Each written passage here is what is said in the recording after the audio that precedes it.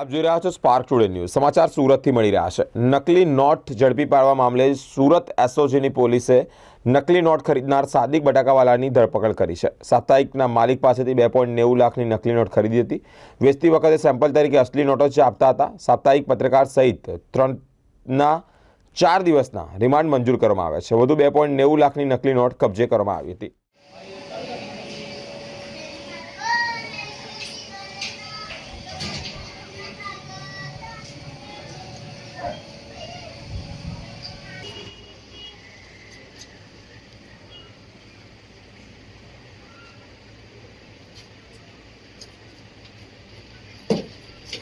બીજી કેમ કેટલી છે કેટલી છે?